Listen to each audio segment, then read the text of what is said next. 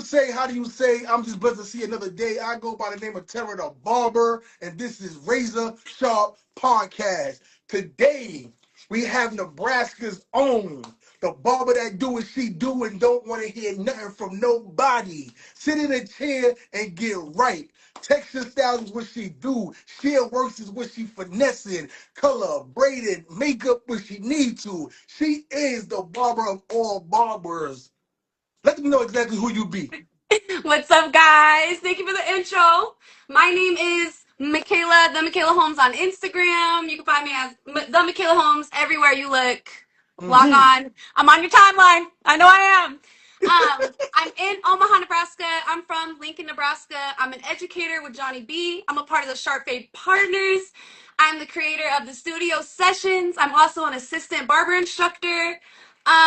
Been cutting for about 8 years. I love Jesus. I love my people, and I just want to spread love in this industry and help Uh-huh. change barbers' lives and help people find their purpose and just be that person to show others God's love. So that's what I'm about.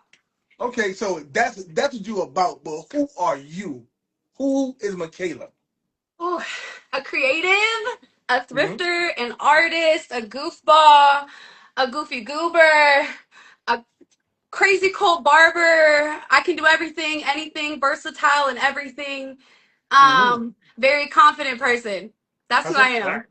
That's a fact. So listen, what drew me to your page was because we were both at BarberCon and I missed you. First of all, I didn't know about you until Isn't that after crazy? BarberCon. I met And like 120 people that day.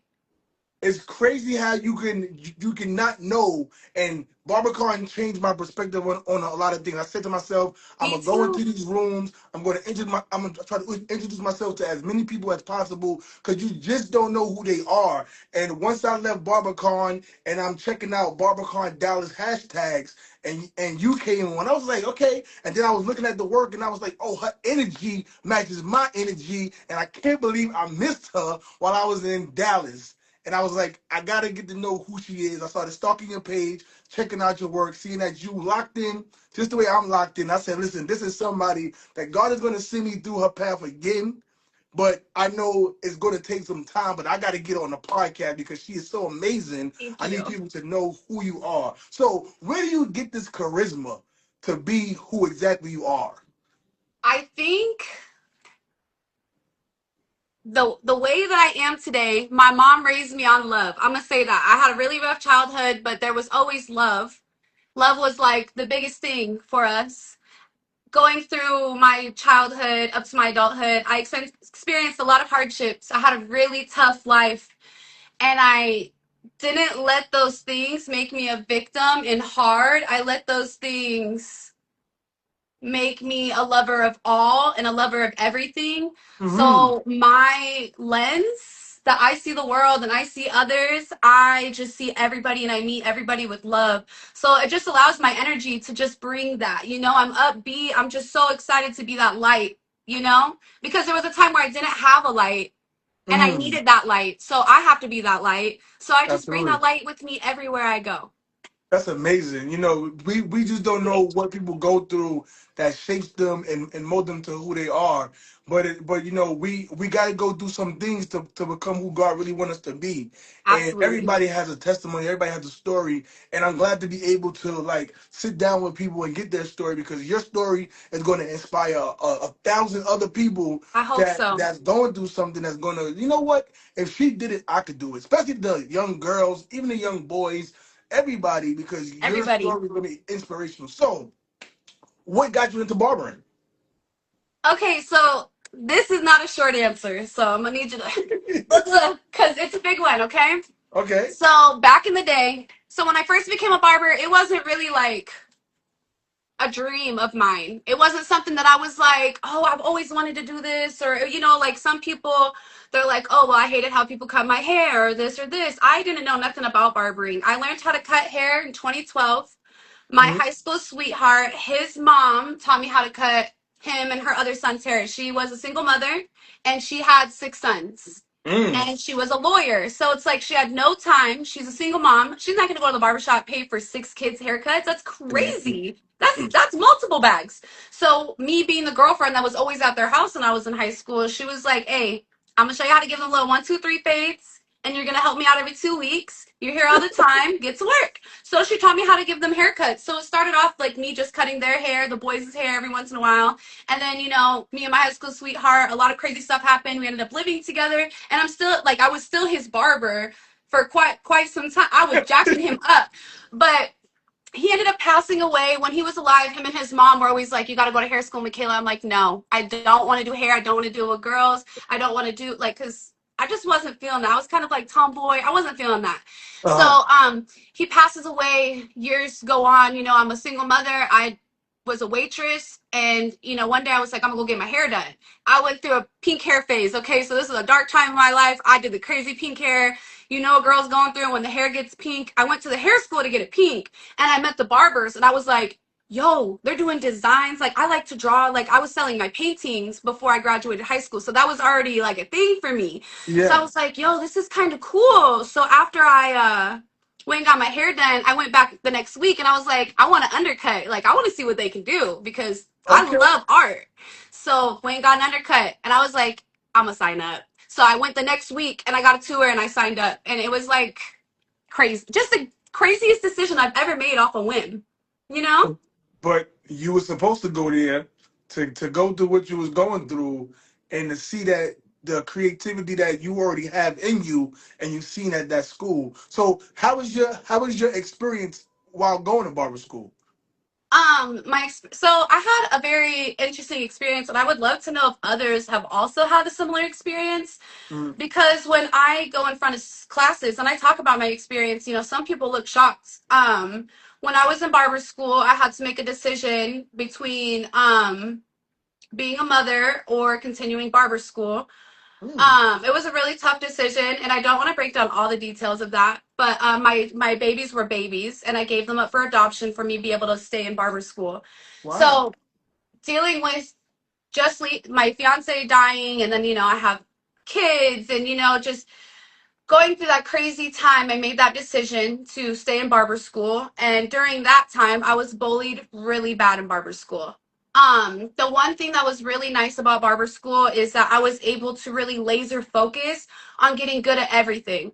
Like I was bullied pretty bad. So for me to not think about getting bullied, what I would do is just go work on stuff. I was on social media, like going crazy, trying to get people to come into me. I was hitting like 30 new clients a month as a barber student, being a girl Mm. too. And in that time, girls were just starting to pop up in the game. So it was like I kept myself real busy and I got real good at doing everything because I had no choice. Either I was going to be sad about my kids, I was going to be sad about my life, I was going to get sad about being bullied, or I had the choice to lock in. And I Mm. locked in. And that was probably the best decision I could have made. The biggest Mhm. risk I've ever taken in my life, the biggest sacrifice I've ever made in my life. But I want to go back and change it. Okay, so while you was doing your process of school and once you finished school, did you get your kids back? No, so I decided, when I gave rights to them, that being a single mother all by myself, I was struggling. I was on like Section 8, and Hmm.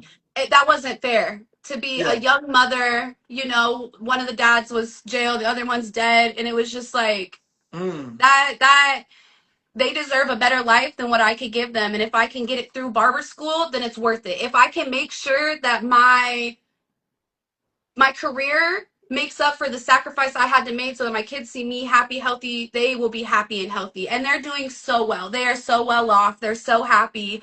Um, Hmm. so nope. And then I ended up having my third child and she's with me. So Okay. Okay. definitely Well, an interesting journey on that. yes, we commend you because there's so many times that people have these situations that they don't know where to go, where to turn to, and there's sometimes that people do the most drastic. So the fact of the matter that you have decided, you know what, I want them to be in a better position that I know that I can't put them in.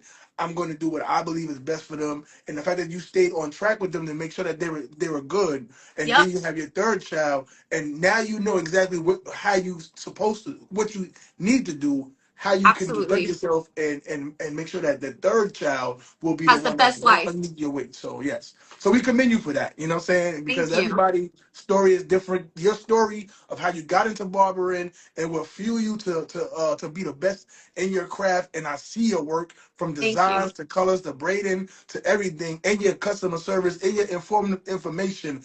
All of that shows the bricks that was laid to create the path that you're on. So we commend you for that. So Thank you. how many years have you been cutting? About 8 years now. Okay, okay. And so you're almost at that vet year of 10 years in. And you know, I always like to commend people that go all the way to 10, because a lot of barbers nowadays they do the 2, the The 5, 2 to the 5. 7, Yep.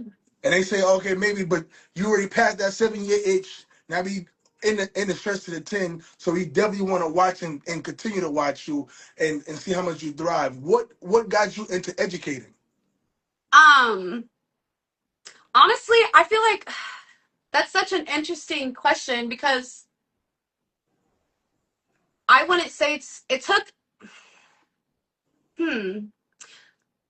I want to think before I answer that because it's a passion that I discovered in the past few years. Mm-hmm. I remember being at an expo and seeing the Johnny B booth, and I was just so fascinated with them, and something about them really sparked something in me that maybe I wanted to be doing what they were doing.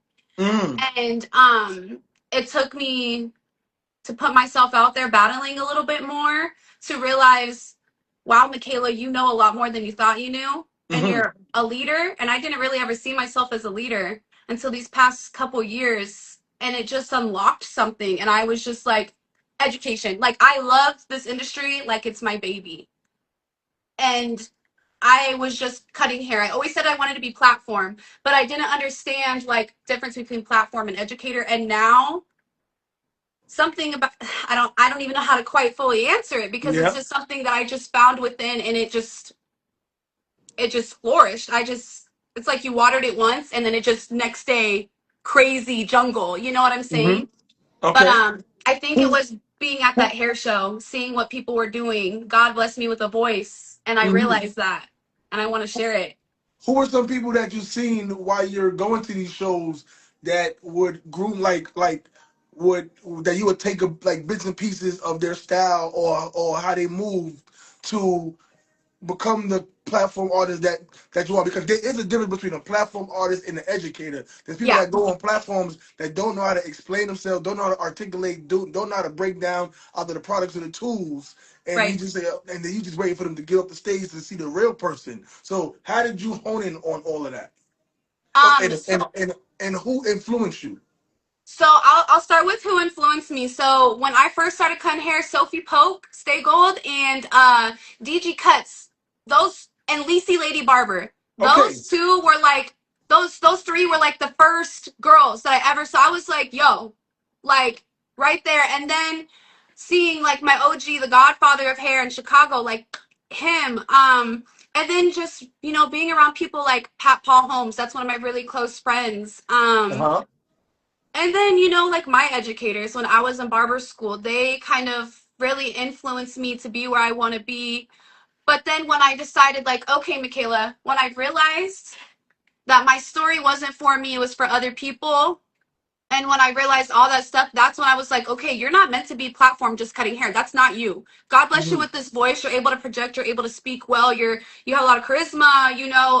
Very likable personality. And I'm not trying to gas myself, but I know these things about myself. Yeah. So when I really like grew that confidence, I was like, I'm supposed to use my voice. I'm supposed to use this to help others. I'm supposed to help others change their perspective for this industry. And I'm supposed Yes. to do that with my voice and the love that I have inside of me? And that's what Mhm. made me go from, okay, I don't want to be platform. I need people to hear me. And I don't just need them to hear me, I need them to feel me. I need them to see my heart so that I can connect my heart to their heart. You know what I'm saying? Yeah. That's That's when it amazing. changed. And I see, there's a lot of times there's a lot of conversation in the barber industry about not going to hair shows. It's really not worth it. But then every person that I've met or spoken to that are doing things in a big way. They have all got the inspiration from going to hair shows, expos, Yep.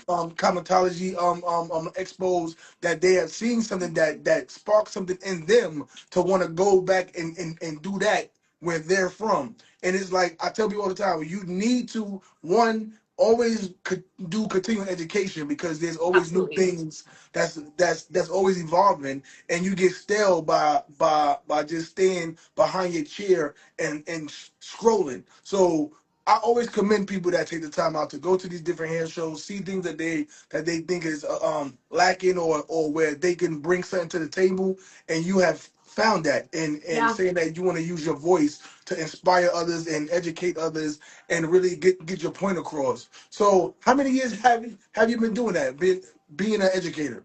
I would say about 2 years now. Okay, and how did you get involved with the company that you work with? With Johnny B. Yeah. Or so with Johnny B, I seen them at a hair show with one of my best friends, Cassandra. We went up by the booth and I was like, girl, I'm gonna work with them within the next year. It doesn't matter Mm, what I'm doing, I'm gonna do it. So they popped up on my feed that they're looking for their sponsored barber program, which is where you make social media content and you apply to do this. I mm, wasn't a content creator yet. Like my videos were like, but we all start somewhere. The editing yeah. was crazy. Like I didn't know what I was doing, but I started. That was the main thing. Mm, And they seen that I had some kind of initiative. So they're like, you're on. So then I hit them up and I was like, yo, whenever you guys have some training, I need to be there. So they have this thing called the Grand Prix. I'm giving you guys the blueprint how to work with Johnny B right now. Just so they you guys know, definitely I'm definitely giving the literally giving blueprint. you the blueprint anybody could do. Okay. So I basically hit them up for their Grand Prix. That is where you go to Johnny B headquarters. It's a 3-day experience. You go learn all about the brand. So Hmm. you get to be in their warehouse, you take classes, you pay to play, okay? But that was one of the best investments I've done. So from there, they have another that's called Barber Academy. It was 3 months away. It was like double the price, okay? And that's where you go for another 3 days out to LA to headquarters. This time, it's all about presenting. When I thought that I was a confident presenter, they literally broke me down and threw out Mm, everything that I thought I knew, and they built me back up to be able to really present, project, and make sure that I'm doing things from a corporate level instead of homegirl McKayla the Barber level. You know what I'm mm, saying? So I did that, and then from there, they give you the responsibility to book your own classes at hair schools around your area. Well, I only have 2 barber schools in my area, mm, and both of them I've used to work at. So I've had to go to KC, I've had to go to Des Moines, I've had to go, little all over the U.S. And now I'm officially an educator with Johnny B. They send me packages. I get to make content for them still. They pay me for classes. I've gotten to do a hair show. I got to be mic'd up in Chicago. So like that is the exact blueprint. Anybody could do it. You could DM me if you want. If you want to be with them, I could literally give you the blueprint. You just got to be ready to pay, ready for that investment. It's worth it. But that's that's how I became amazing. a part of Johnny B. That's amazing. And then I did see that there was some kind of retreat that you went on. What was that Yep. about? So I am a Shark Bait partner. If you don't know who the Shark Bait partners are, you can find us online on Instagram as well. We Mm, are a group. It's a mentorship. We are a group of creatives. Hopefully this year we hit the 50 people mark. Basically, Shark Bait Partners is led by Bird Mena, the goat of all goats. That's my okay. mentor. And this mentorship is about personal development, industry excellence. It's about creativity, maxing yourself, and giving the industry your all and being an industry mover and shaker. Okay? Mm, You have to be handpicked for this. You have to interview for this. And it is a large investment, probably the largest investment I've ever had in my career. Um, so with Shark Fade Partners, we have a retreat every year where we get together, we connect, and we create. uh-huh. And it is the most magical 4 days of the year because you're with like-minded individuals who want nothing but to change this industry for the better, but also want to create from their hearts. Create with Mhm. purpose is a big thing we say, and remember who you are. It's all about authenticity and really just pushing things forward. So we have a retreat, we have meetings all the time, we work on collections together. Yeah, so that's Sharp Fade. So if you know like Tina Sapia, there's Gabby Cuts, if you know Alex Mazzano, Marvin Johnson, Louis, Hands of Motion. There's There's there's a bunch emotions, of right? us. And we're all Shark Bait partners. So it's really cool to be a part of that all over around the US, and we come together and we create magic. That's amazing. If I'm not mistaken, one of the individuals from Sharp Face, Kayla, she's in the she's in recent. there. That's my Yeah, girl. I was just looking at it. I think it's her right here. No, wait. It's her. Yep. It's one of them. Yep, What's that's her name? What's Kayla. her name? Kayla Sierra. There we go. I was just That's reading her my story right there. sister. That's crazy because I was looking at the stuff on your page, and then I'm going through the recent issue of Barber Evo, and this is the last page I'm on right now, which is page 42, and I was reading her story, which is very inspirational. And then I seen that you guys was part of the same organization, so I was like, oh, that's amazing to come She's to a place. incredible. Yes. She is a big inspiration for me in my walk with Jesus. Oh, that's amazing. Yep. That's crazy because her story is I think she was a teenage mother, 15 years old, Yep. then losing her mother, and then going to cosmetology, but was like didn't really feel that. Then going to barber school, and then that took her to where she is now. And it's just amazing to hear so many different stories of people that barbering has changed their lives and have introduced us to so many people that inspire us and help us grow. I was just on a barber Beautiful. summit a couple weeks ago with D Marcus Harvey, celebrity barber here in Georgia, and we did a Fire. 3-day event that was all about uplifting and fellowshipping and networking and techniques and male bonding and female bonding also, and it was So just dope. great to just step away from the chair and go to a place that most of us never been, which is in the mountains and where there's bears at, so I had to be on my feet and shoes, but just having that different thing and waking up in the morning and just seeing the trees and the sun, it, Beautiful. it is just something that was breathtaking. So I definitely understand where you're coming from when you're able to be a part of something that's going to help you grow further in your career and be around the juggernauts like Bird. Like he's one of the biggest, and it's just He's the good to most see that. creative person I've ever met in my entire life.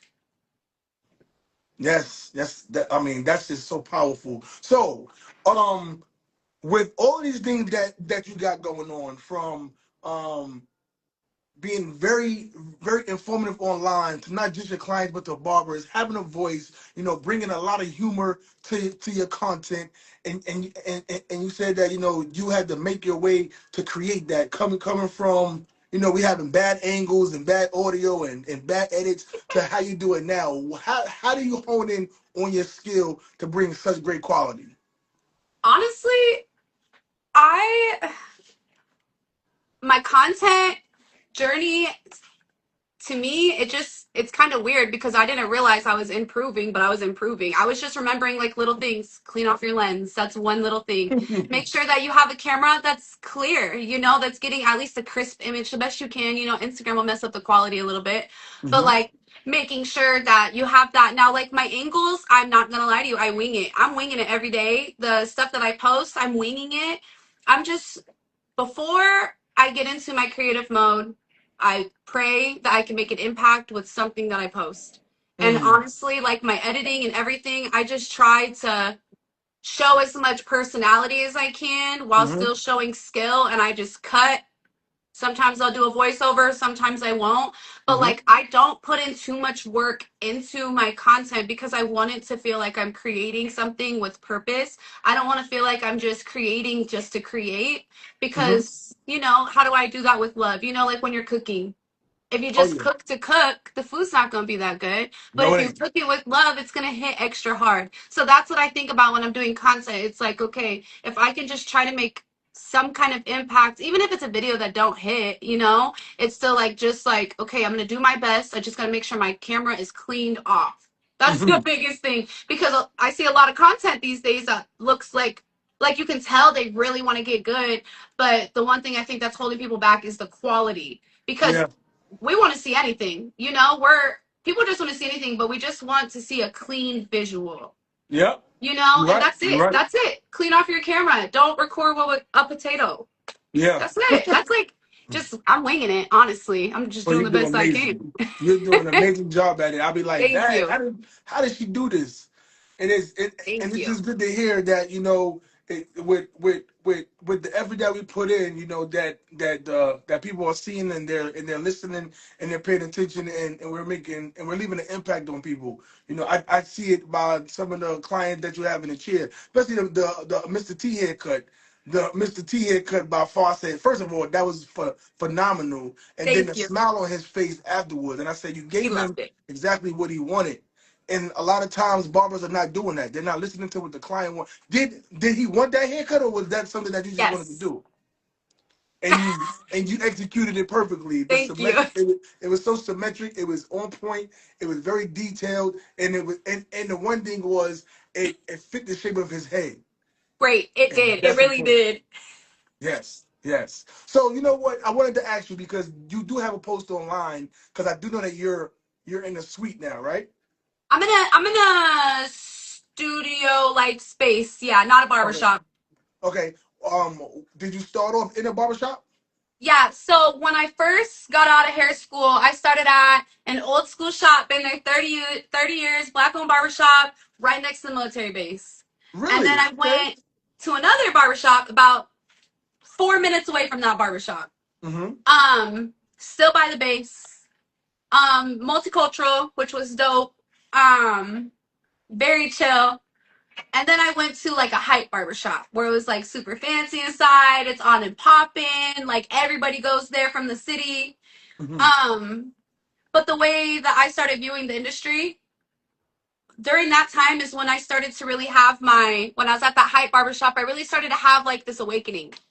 And Mm-hmm. I was like, the way that I see the industry, I have to be the change that I want to see. And I don't feel like I can do that not owning my own space. Okay.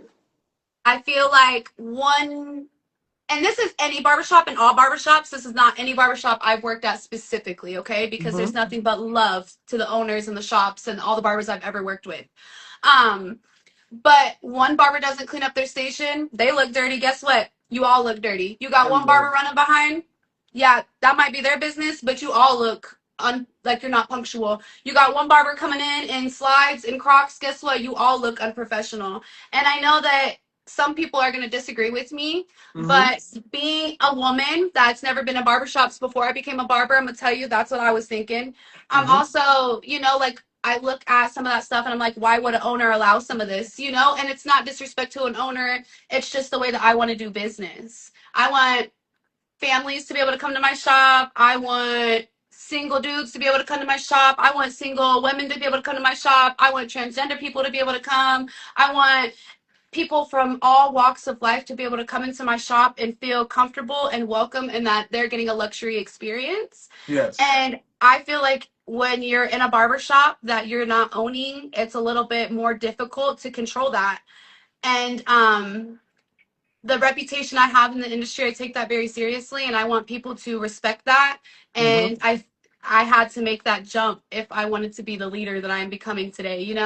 That's great. I mean, the majority of people that I speak to that leave the barbershops to get their own private space, the majority of us all say the same thing, is Yeah, that we really wanted to change the tempo, we wanted to change the atmosphere, we wanted to cater more to our clients in the way that we wanted to do it, and a lot of times the people around you doesn't set that tone that you want. That's why I yeah, left the barbershop, and now I'm in a private suite, because what I wanted to do with my clients, and I know a lot of time my clients want to talk about things that they can't really talk about out in the exactly. open. And my first week in my private suite, I had an old client that came to me, and when I say she wanted to break down, and she felt like she said, "Is it a safe space?" And I said, "Of course it is." And she just let it all out, and then she left Yep. here smiling with an amazing haircut, but just left with all of that weight off her shoulders. And I said, "Yeah, this is exactly what I always wanted." And now I have that. We close the door and we just vibe out. So I Yep. definitely understand where you're coming from. So with you leaving the barbershop, having those experiences, knowing what you want and don't want, and now having your own private studio.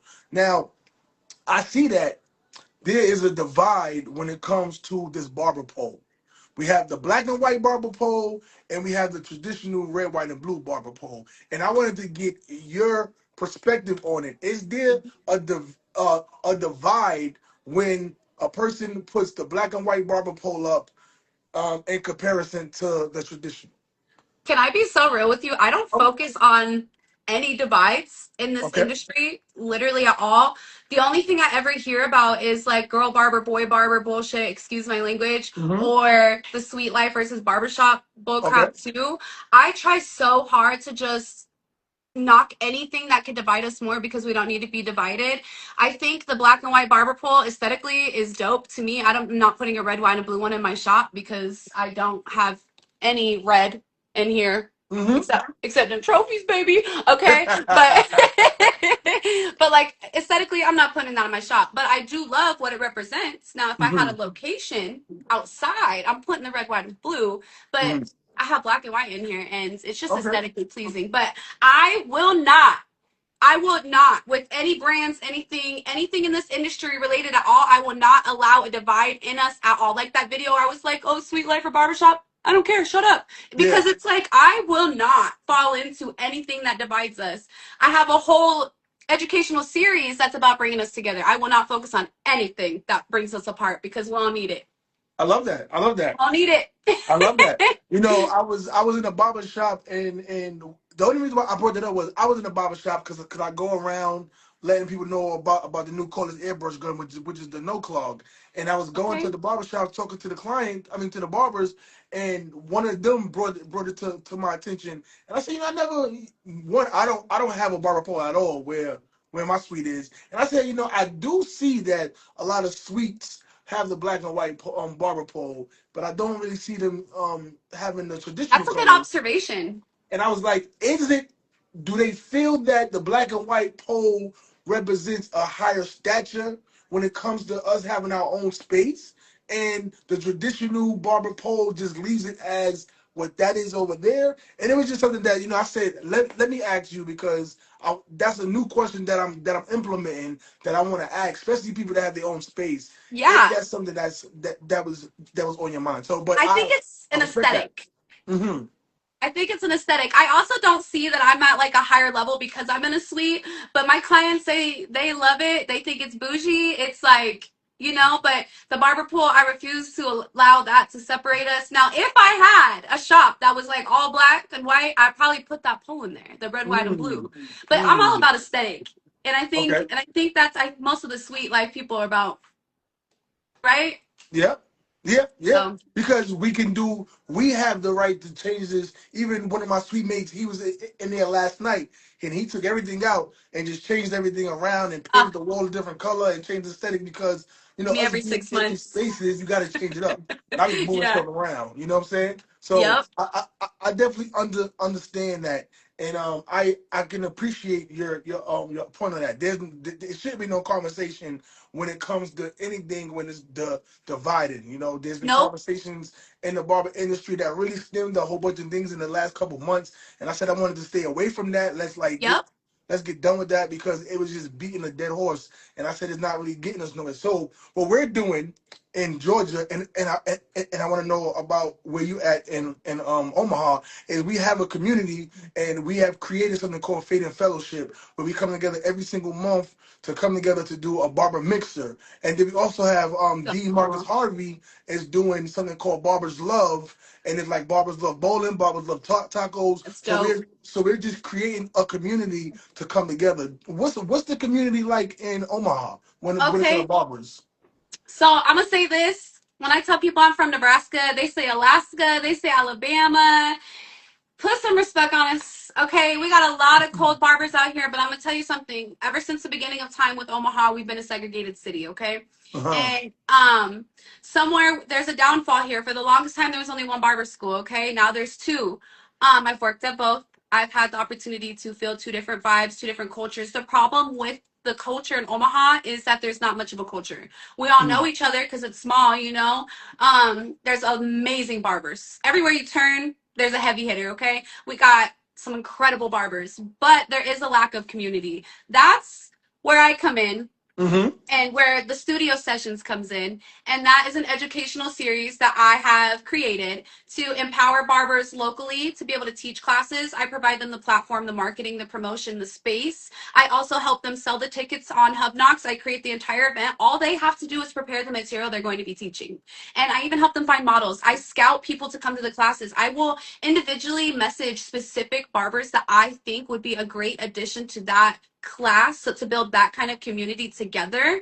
And Mm. I handpick everybody and they're down. So that's me trying to build community. So not only am I providing barbers the platform, I'm also providing barbers and stylists the opportunity to take furthering education, because unfortunately Cosmoprof and Salon Centric are the only ones doing it, and Mm-hmm. it's not a lot. We don't get it very often, and when we Mm-hmm. do, it's like sold out because the older ladies got to get their CE hours. So what I'm trying to create is a place of community, unity through this educational series.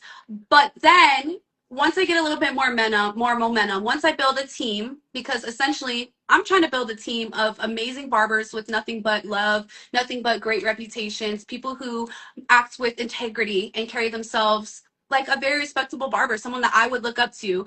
And I'm trying to build that team so I can have a big seminar expo to have everyone come together, all beauty industry people. I want CPAs there. I want the insurance people there. I want everyone, like so many different tools to be Mm-hmm. in this space. So right now I'm building the team to be able to perform this expo to empower my industry locally, because I'm here. I have to leave a legacy before I dip out. So that's Yeah. the community here. That's what I'm trying to build. We've had two barber expos in maybe 10 years. So I'm Okay. trying to, two battles, I mean, probably 10 years. So I'm really trying to turn it inside out. And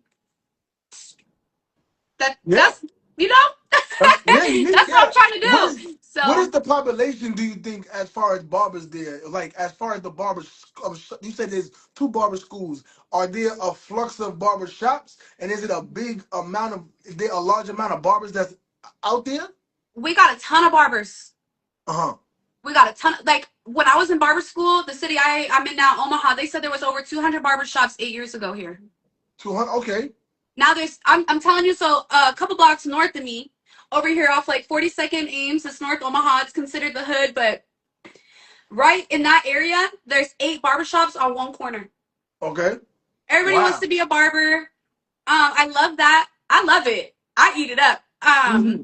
But there's a ton of barbers over here, and there's a ton So of okay. hungry barbers over here. But because we're right here, double landlocked, we don't Mm. have much access to expos. We don't have, so Got to tap in. So I'm trying to you help everybody come up. I'm trying to help push them further than me. So Yeah, but you see the market though because you out and I about, study you it. go to different places, and so there was a couple weeks ago that I was saying to myself, it's too many expos, and then my good brother Ray Scott from my supply guy was telling me you have the fear of losing out. Like if you're not there, you FOMO. like FOMO, and I was like. Yeah. First of all, I said I never even thought about that. I'm trying to be at every single show because I feel like I'm going to miss something. But he was like, no. And then even this past Sunday, I was in North Carolina. I told my wife I wasn't going to no more hair shows, but I found my way in North Carolina on Sunday for a couple hours, and I was like, I needed to see what it was like. And then it was broken down to me by a couple people, even one of the brothers that was on here, Dante Financial, that these small trade shows are for people that don't leave out of their state. And I was like, so Mhm. they need that. They need They that need it. fuel. We need And them. I was like, I see it now. So I don't gotta be at every single one, which I would try to be because I would love to see what these different states offer, what these barbers offer, and how things go. Even if I can't go, to be locked in with people like you that can show that, Yeah. and you see that there's something missing in your community out there that you say, you know what, eventually I'm going to build something because I need it, because we need Yeah, it. we need it. Yeah. It's for the future barbers, because I've had to work really hard to be where I'm at, and I'm so Mhm. happy about that. But it's like I want to make it to where they don't got to do, as like, you shouldn't have to give your kids up for adoption to be Yeah. successful. You know Yeah. what I'm saying? Like, there's got to be other things that I can do to help other people, just a little bit easier for them. You know what I'm saying? Hmm. Like, just a little bit. You Hmm. know? Yeah. So what's your 5 year goal? So in the next 5 years, my goal is to be happy.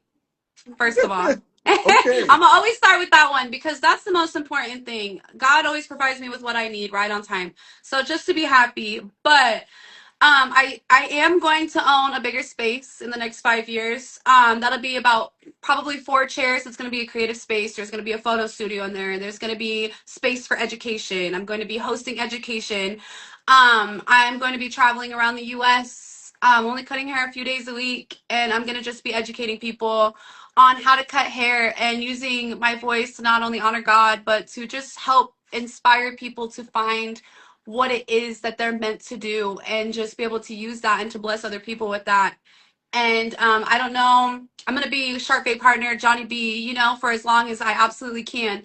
But I don't Hmm. know if that entails clipper companies. I don't know. I'm not really focused on that part, but I'm definitely like, I'm going to own a bigger space. I'm going to be more active in my community.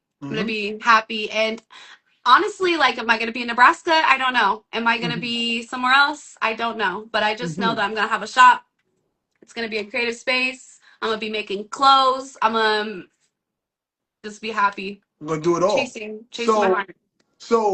I know you said that there was somebody in Chicago that inspired you to do a lot of things. Who was that person? So his name is the Godfather of Hair. The day I met him, my career changed. Absolutely 100% changed. You would not know me today if it wasn't for him. Hmm. He's my OG. He's 58 years old. He's been cutting hair for 11 years, maybe 12 years. Not 47 years, 48 years, 49 years now. He's been cutting hair since he was about 10 years old, something like that. My math is not mathing. Mm. Um, his dad was a barber, and he has battles all throughout the year. The Godfather of I Hair. met him. Yep, I met him. Go follow him, the Godfather of Hair. He's the most Okay. ruthless, coldest barber, oldest barber I know that gets down on designs. I've never seen anybody get down like him ever. Uh huh.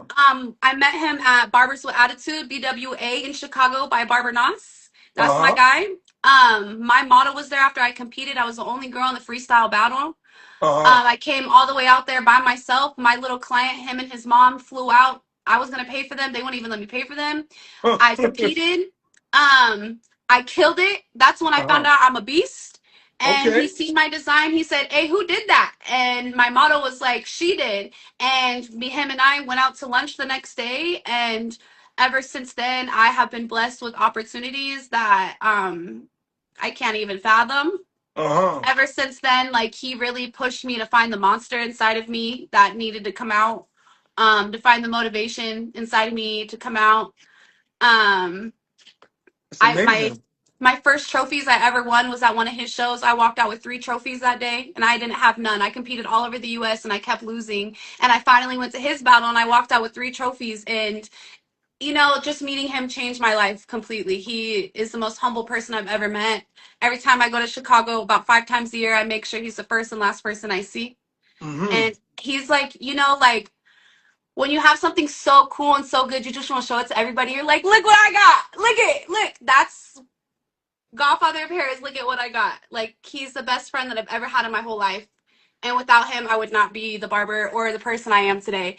And I was just at his battle. I just judged it last month, and I was with him on his birthday, and we cried in the car together about his battle because it's just beautiful to be able to see barbers come together and just love on each other, and it just seeing his heart like that, he just inspires me so much.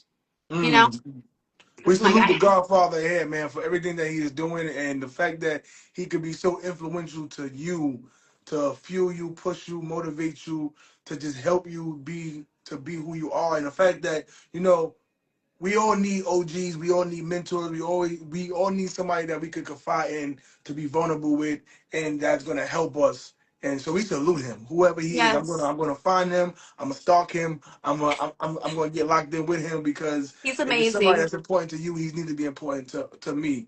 I And just talked to him right before uh-huh. this, and he presented me with an opportunity for next year at his last barber battle he'll ever have on his 60th birthday in Chicago, September 20th. It's going to be called The Last Dance, and it's his Okay. last one he'll ever do in his career. And he asked me to be a part of it, and I'm not going to tell people the role, but Yeah. That's great. I mean, I'm gonna definitely have to. Since you're telling us now in advance, I'm gonna have to make my way. September's always good weather in So Chicago, beautiful. so yes, I will be Yes. there because if Yes. that's gonna be his last hurrah, then I definitely need to be there. Question for you: since all of your success, have you ever been offered any Clipper deals with any of? Because I know you the reason why I still got these because I don't like them. They're You my you favorite. you cut with them, and because I was gonna put them in my graveyard. I bought them when I moved into this suite. This is my birthday gift last December, and I just could. First of all, the weight for me is not what I like. I use I use my VGRs is my babies, but I always like to buy Baptists. But you've been cutting with them, and I've been using them because I say that if you can do it, I can do it. I just I got to love get my them. wrist game right. So have you been offered any kind of Clipper deals? No, so Johnny B's tight with Stylecraft. I mean, I've gone to Stylecraft dinners. I'm locked in with a lot of the Stylecraft team, but I have not been offered any Clipper deals. I Right. think I need to keep going. I mean, it's not one of my big goals, but every barber wants Clippers. Every barber wants that platform to be able to, pop their shit. But to me, it's not necessarily about popping my shit. I got to make a difference. So Mm-hmm. God will give me that opportunity when He feels that I'm ready and that I have my message prepared for the people, and whatever brand that is, it's going to align with God's purpose for me. So I Mm. don't have it because it's not for me yet. Not So, yet. But I do but see that these Clipper companies are dropping the ball because even with Sly Honcho, he was only using a lot of wall clippers for a while. And I'm like, Wall doesn't have a big representation in the United States. I don't know about overseas, but in the United States, they don't have a big representation of people that we look up to and say, oh, he's using them. I need to use it. And I said, well, somebody with 1.5 million followers that brings so much content, why they didn't grab him as the younger generation of barbers? right. And these Clipper companies are gonna slack if they don't grab you because somebody's gonna grab you. Stylecraft either jump on you right now before they can't because Hey, you are bringing so much content and so much ingenuity into the I'm so industry. loyal too, and I got the energy. Like, don't put me on Yes. stage because I'm a wow 'em. Everybody's gonna love me. Yeah, I don't. I'm So dance battling somebody. we, I'm saying it now. Stylecraft needs to step it up. The next time I see that I go to a Stylecraft educational class here in Georgia, I'm gonna let them know exactly that they need to be looking at you more and more and more and more and more. And everybody that see this video, let's flood Stylecraft and let them know that they need to go to her page and see what she's bringing to the table because they need to have her as an ambassador of the brand. I said I it in love the that. word Thank before. you. So yeah, I was just Thank I you. was just curious because a lot of times, a lot of these old barbers that's been doing it for so many years, the educators, and there's a lot that's still pivotal in the industry, like Kenny Duncan and Popular Oh, Nobody, and geez. Paul. They're still pivotal in the industry. They stay on point. They understand what's going on, and even with new clippers, like the new recons, like they know how to present it, they know how to sell it, right? But Right. you have the older barbers that they are stale in what they're doing. They're not trying to conform. And I understand there's like like an older person that don't want to get an iPhone and don't want to download apps. But Right. when the industry is still moving forward, we need people that's going to represent it the proper way. That's going to You make just people gotta want have to. people who want it. That's exactly. You said it right. They Yeah. people that want it, and who I know that want it. Lock in. Lock in. So how was your experience when you was that your first BarberCon? It wasn't. So last year I actually judged BarberCon. Okay. So I worked so I used to work with Anti. So I worked half the show with Anti and then I worked the second half of the show judging on stage. So that was Hmm. dope. But this was my fourth BarberCon and BarberCon's my favorite show of the year. Lee Barbershop Connect is Lee, one of the coolest bro. people I've ever met.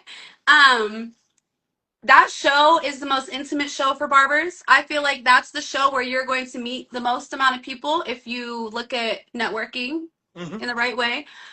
I feel like if you really want to rub shoulders and elbows with people you look up to, that's the show to do it with.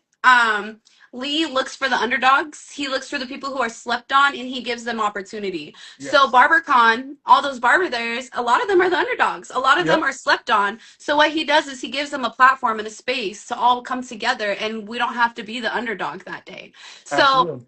um BarberCon, I will always be at every single BarberCon, and I will always put the most effort into BarberCon, and that is my favorite show to network at. The most That's humble amazing. show. And I love That's amazing. Texas. I love my Texas people. You see, that was my first time going to BarberCon. Well, no. That was my first time going to BarberCon, Texas. Okay. Every time Lee did BarberCon in New York, I was there because I I was missed that era. because I was from New York. That's So dope. when they did it in New York, it was so amazing. And like you said, it is a show like no other. I go to CT, I go to LV, I go to the New York City beauty shows. But when it come to BarberCon, I was so excited to see what they bring to the table for Texas, and I had a great time. And I said I So need to dope. be there every single year. And I told Lee that I wasn't gonna be able to make it, but I made it my duties to get there. I was there. I was in and out. I flew in, took the train, took an Uber, got there, did what I did, and left about it the same night. And I was like, Hey, that's you do what that's you what got I to do to need. be where you want to be. Yep. So it was amazing. So at this time of the interview, I like to do something called barber questions. It's gonna be five Okay, rapid let's go. questions. So we're gonna start it off with, what is your top five clipper companies? Okay, so for Clippers, we're gonna go strictly off Clipper. We're not gonna go off vibe. Okay. Is that cool? Hmm. So I'm gonna start with Babyliss as number one because every single tool that I use, a Babyliss I love. I have no complaints. The aesthetic of them, the way they hit that DSC 2.0 blade on my trimmer is always gonna be my go-to. Number two, we're gonna come in with Stylecraft because they're so innovative. They're making Okay. things that fit our hands. They're making the cool aesthetic. I just feel like they're Rebel shaver. There's not a shaver better than that. Hmm. Um, they just keep pushing out stuff, and it's good, and it's Hmm. good. So then I'm gonna go a wall because time and true. How many years are we going now? Like wall magic clips. That is the most artistic clipper in the game. That no lever and that blade on there, you can create, and I Hmm. without the notches, that's an expert level clipper. So I'm gonna go a wall. Also the seniors are monsters too. Yep. Yep. And then That was three. I'm like, let me think. I mean, I got a couple. Mm. Nothing else? I mean, I Oh, use Andis T outliners on kids. yeah. They're not adjusted. I like those for the kids. They're cool. I mean, JRL's cool. I am having some problems with their blades. Every time I get a new clipper with them, I just feel like their blades tug a little bit. But I do Uh-huh. like the transitions their clippers create, like the Onyx. The transition it creates after you adjust it is incredible. I don't like their trimmers. I just like their clippers. I don't like their shavers. You know what's so funny? Um, These are my main. The white onyx, the I ghost. can't. I can't. Is it me or is it the clipper?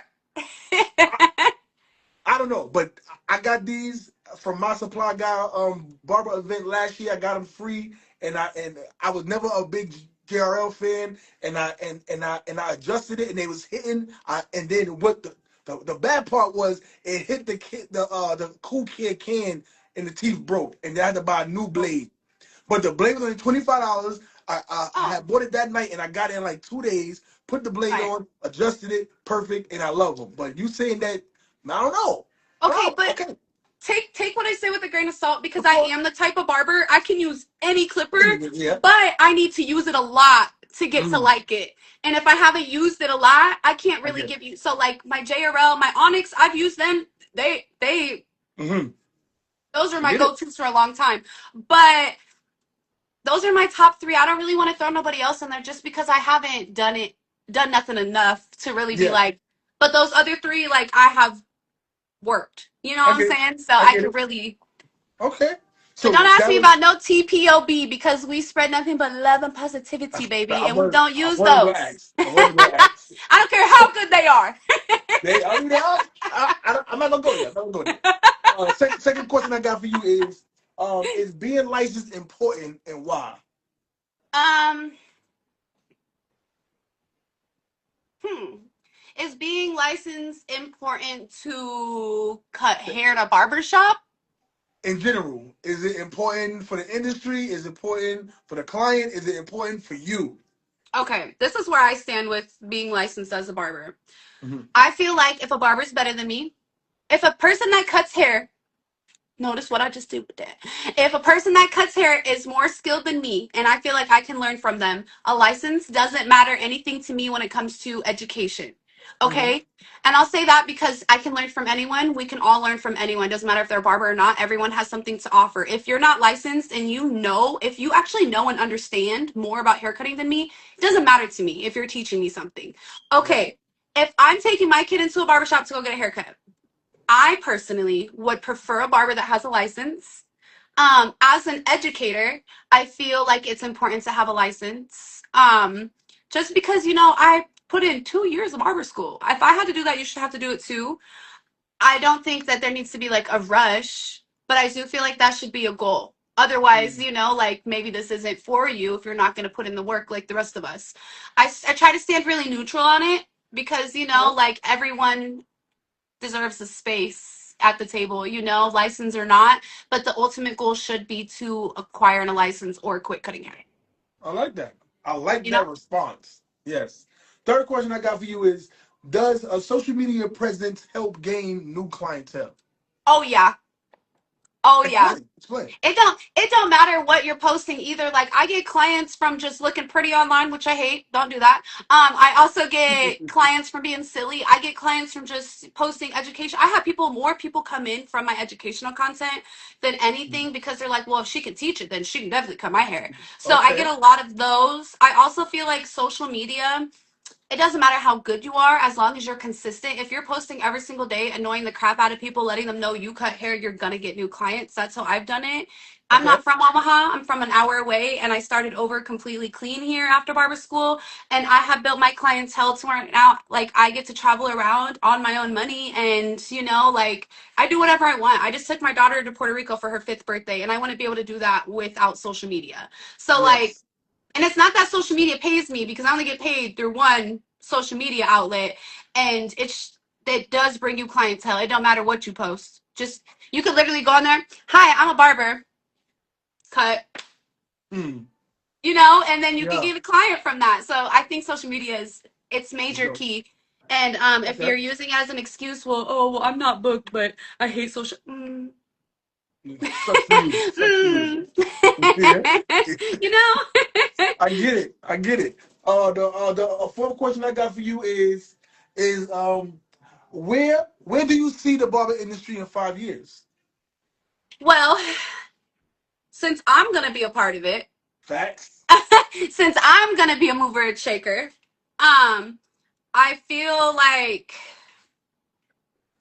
the industry is going to be more creative. It's going to be more open. It's going to be more accepting. It's going to be less divided. There's going to be less arguments about what makes you a better barber. There's going to be a lot less peacocking and a lot of less ego. And there's going to be a lot less barbers because most barbers fall off after 5 years.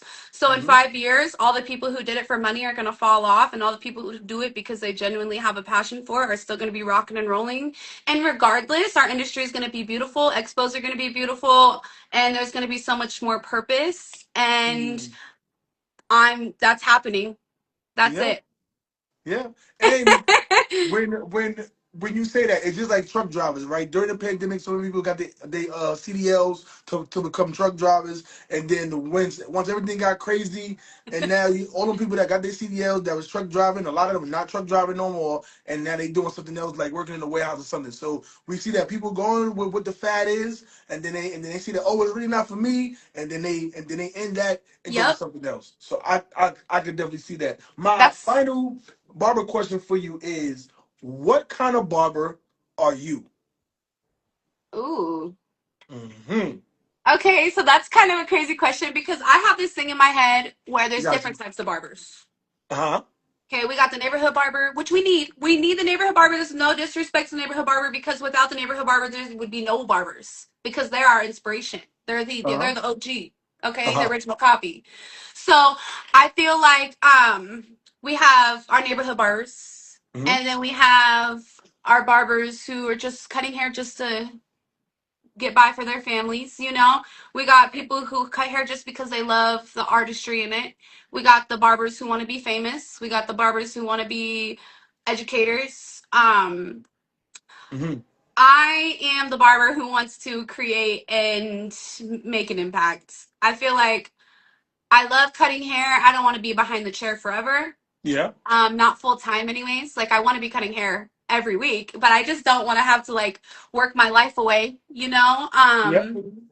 I feel like in my area, I would say I'm more of a luxury barber, but I'm still like the homegirl, if that makes sense. Hmm. Um, That's what's up. I mean, like when you talk about great barbers in Nebraska, I'm definitely in that top five.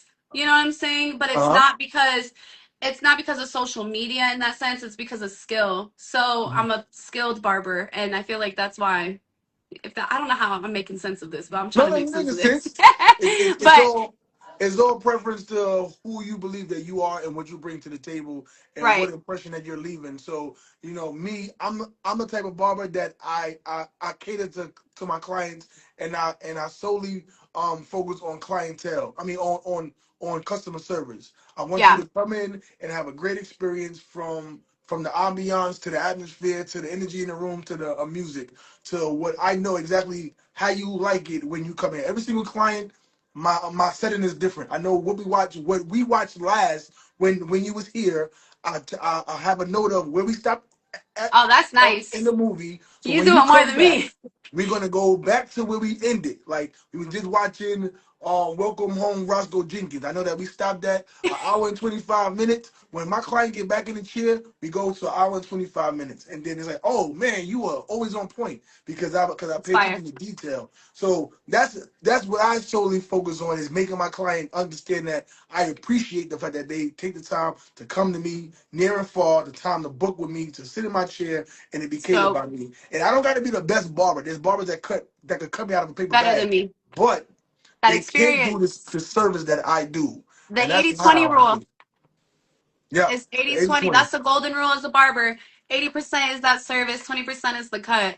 Mm-hmm. You said it right. So that's, Said it right. like, I just want to make them look good. And like, in June is when I started getting tight with God and I completely rechanged the focus of what I do here.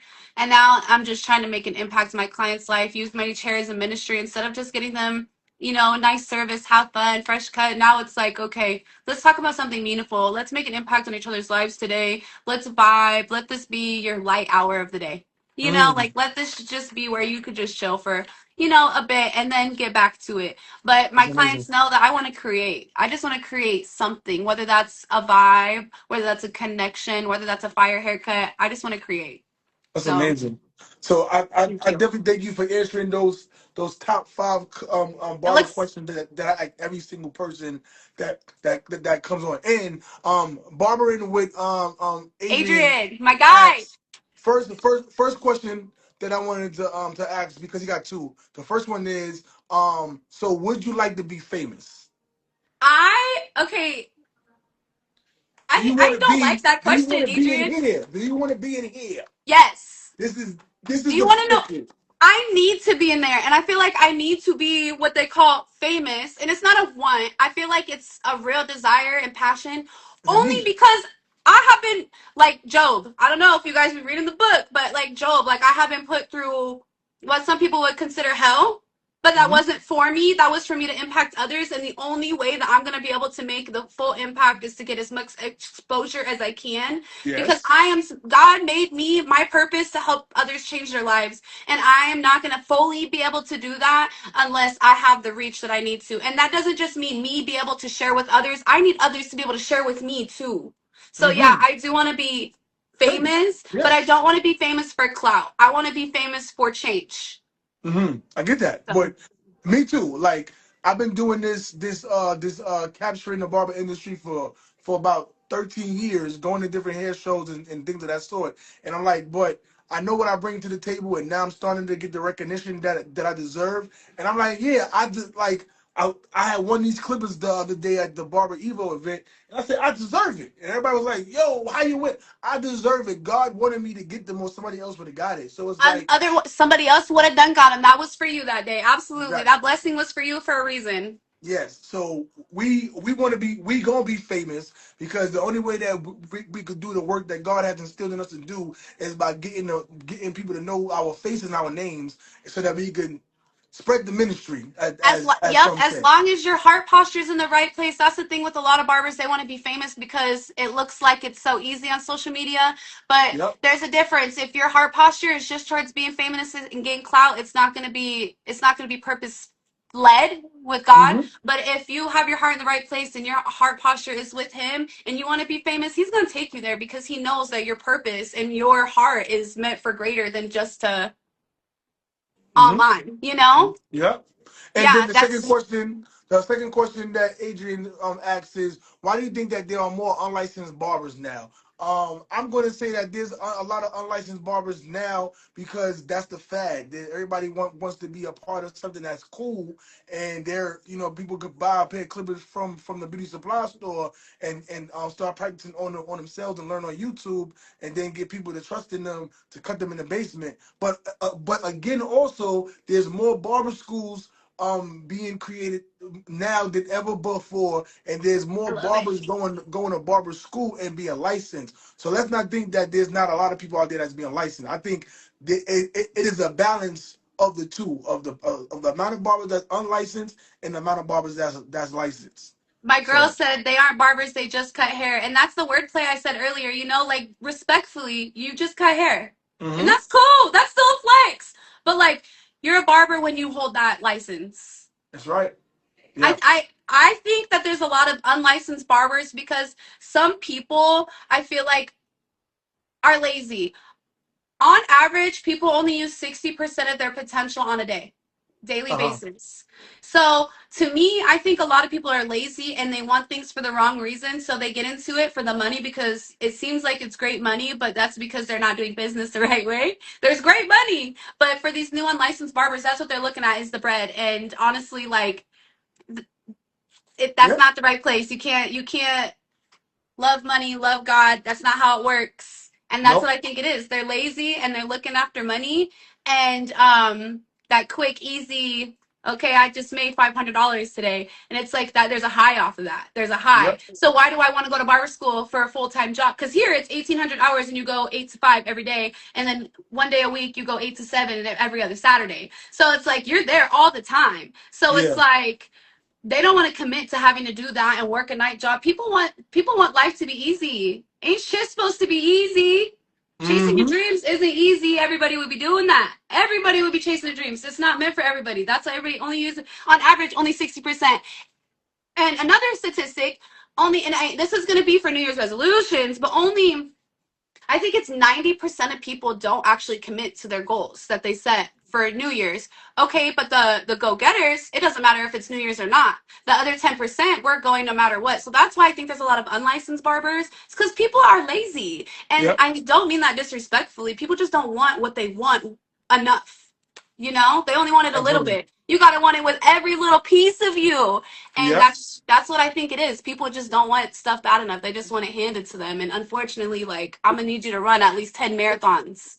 You Mm. know what I'm saying? I like the fact that you say that because the original Barber doll posted something today, and she I said love her. everybody is making up the excuse why they can't do it. Well, I'll get to it later. I'll get to it tomorrow. I'll get to it next week.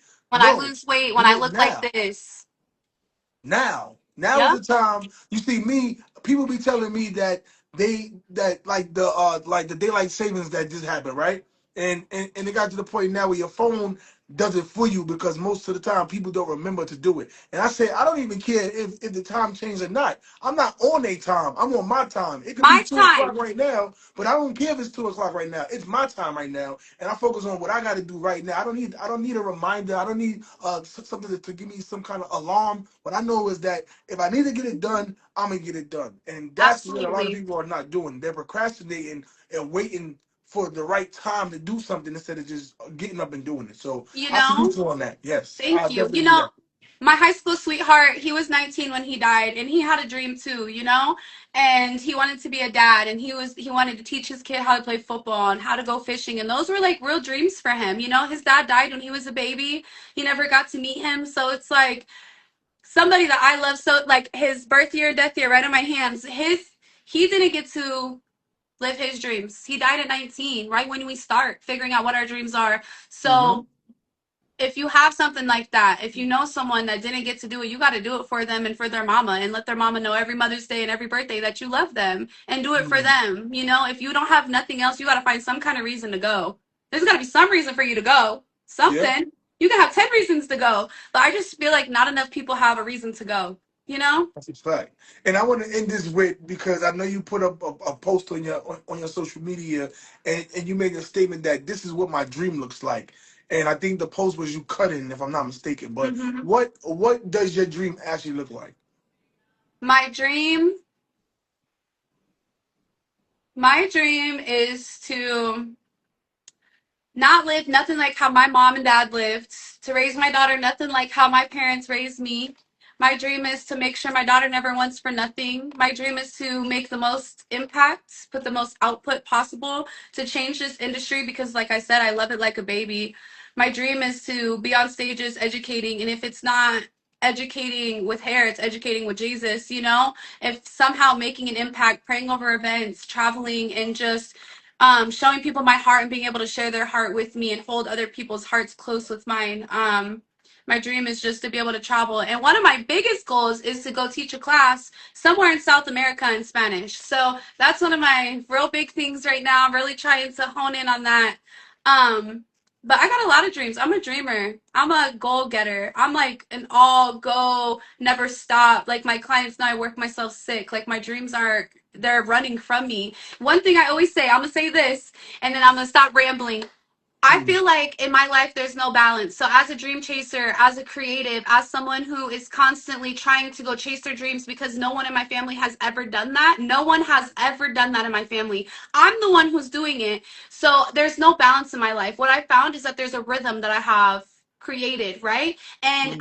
I feel like when you try to find balance, you're either always running from something or always running towards something, and that gets exhausting. So when it comes to my dreams, I feel like I am running from something and running towards something, but I have a Mm-hmm. rhythm now, and just my dream, I'm gonna have to keep doing that and keep doing that and just keep seeking and keep running away from in a positive way. But Mm-hmm. that's my dream, is to keep going, you know? I my Right. dream is to be on stage. My dream is to be in front of classrooms. My dream is to connect. My dream is for people to be like, hey, what you said changed me. Hey, what you did changed me. Like, hey, that thing you taught me in class, the way you elevated the hair out to your chest, that changed the way I cut hair forever. My dream is for people to be like, hey, you know, you inspired me to get close with God. You inspired me to be a better parent. Hey, because of you, I went and signed up for this. Because of you, I asked for this opportunity. Like, McKayla, because of you, I started social media. I made my first post. That's my dream. That, so, so many things moving together. I'm a Yeah. big ball of dreams, okay? A Mm-hmm. big ball of dreams. I actually had this conversation last night with one of my homeboys. He was like, what's your goals? Mm-hmm. You got a minute?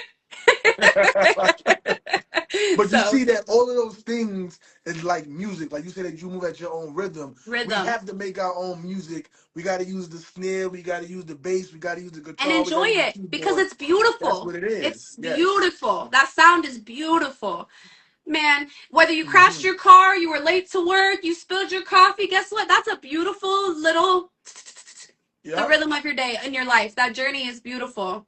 We need that rhythm. Stop trying to find balance. Balance is boring, y'all. Balance Yep. is so 2024. Okay? So 2024. We're in 2026. Well, I Let's definitely go. appreciate all of the gems that you dropped on us today. I Thank am you. I am so appreciative of the conversation. I know that everybody's going to get so much from this. And I all of the hope people so. that was on here, we thank you guys for your questions, for your feedback, for the love, for the likes, for the hearts. And just know that if you're not following her, make sure you go to her page and follow her. Make sure Both you of us. follow the Godfather of hair, Yep. because we need to know exactly who My that man heart. is that created this beast right here. And for everybody out here, man, I go by the name of Terror the Barber. This is Razor Sharp Podcast. Like, comment, and subscribe. Tell a friend to tell a friend. And do you have anything else that you do want to say before we leave?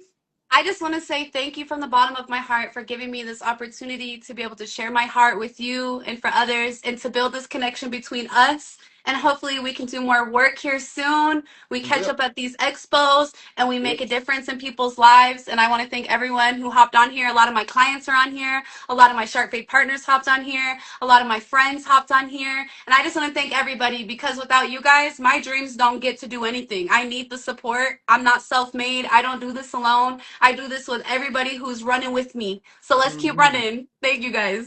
I love We you. appreciate you guys. We appreciate every Yes. single body. We appreciate the customers, the clients, Everybody. the influencers, the supporters, and we will see you guys next time. This is Razor Sharp Podcast. Peace. Appreciate Bye. you. Bye bye. Thank you. Don't forget to pick up your no-claw cordless airbrush gun.